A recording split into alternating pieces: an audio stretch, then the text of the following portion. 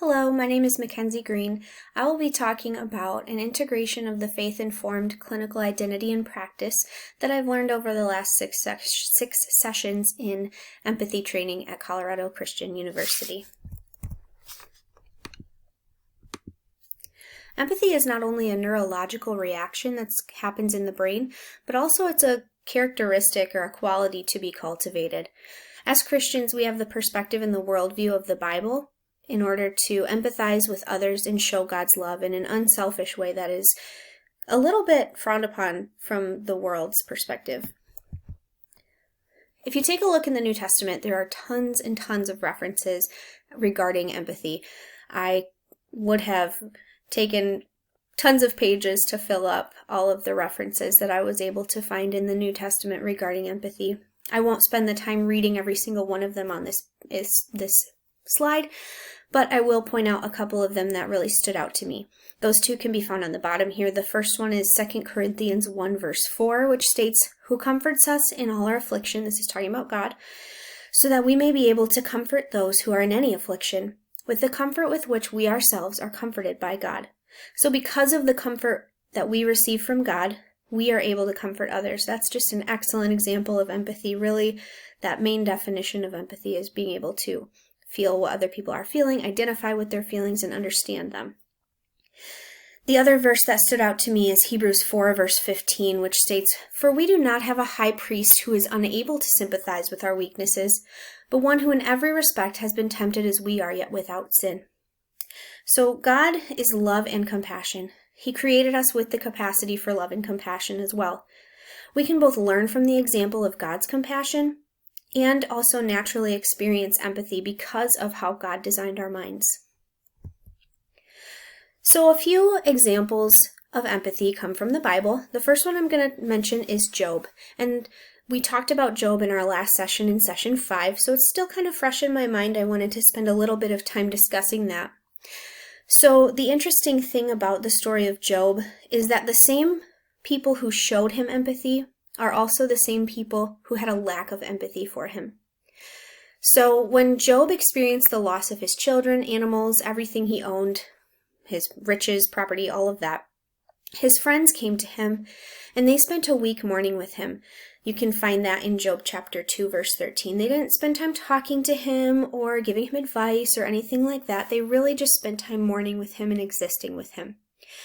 Interestingly though, they kind of flipped after that first week, and they began to blame him for his misfortune and his suffering, rather than spending that same energy on empathizing with him and being kind to him and being compassionate to him.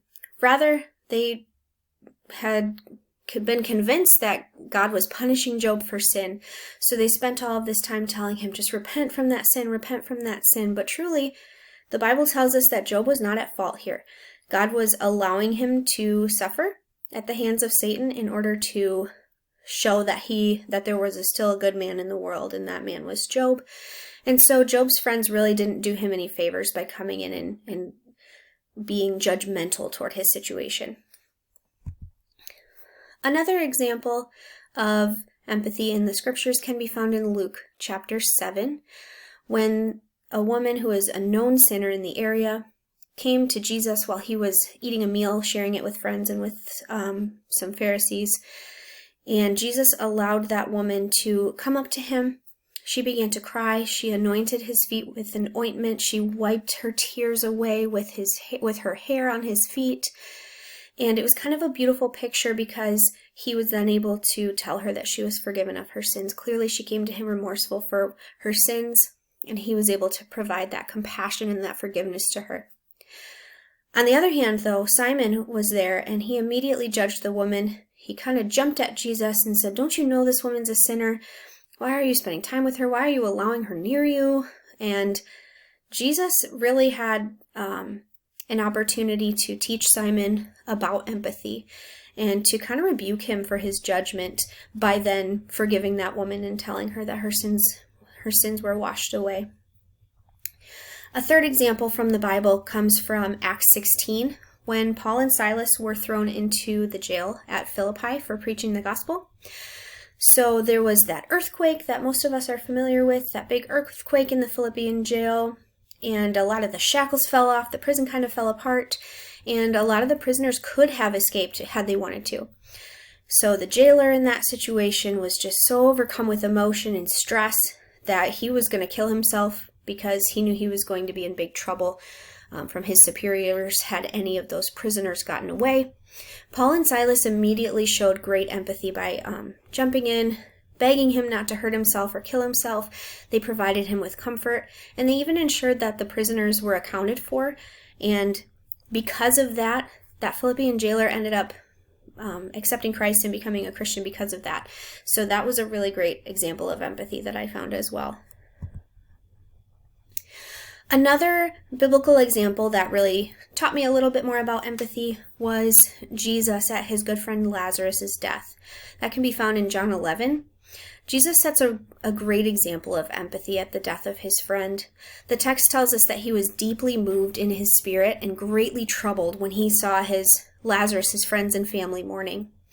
This really teaches me that Jesus cared deeply about his friends and the things that they were dealing with. That encourages me to also be deeply concerned about the people that are around me and to care about the things that they're dealing with. Now, ultimately, Jesus ended up raising Lazarus from the dead. That's not something that I can do, but I can offer empathy to people in my day-to-day life. So, faith impacts my own empathy, in that empathy becomes less about me and what I can gain, and more about the well-being of others. And we see that example in Philippians 2:4, which talks about not looking only to your own interests, but also looking to the interests of others.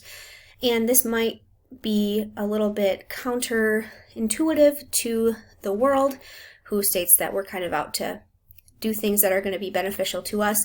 We might be nice to people if it's going to be mutually beneficial to us, but as a Christian, I need to be looking at the well-being of other people regardless of how it affects me. This week especially, learning about neuroscience and empathy was really eye-opening for me.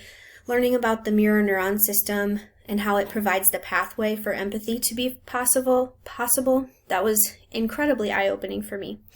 Because of the motor neuron system, we even have the capacity to have empathy. This was really an awesome discovery for me, as this mirror neuron system and the brain's capacity to have empathy, it provides that link between the neuroscientific aspect and the social aspect of empathy. Thank you for listening to this presentation. I hope that you learned something new or maybe thought about something in a new way. I certainly learned a lot this week, and I really look forward to integrating this further into my future counseling practices. Thank you.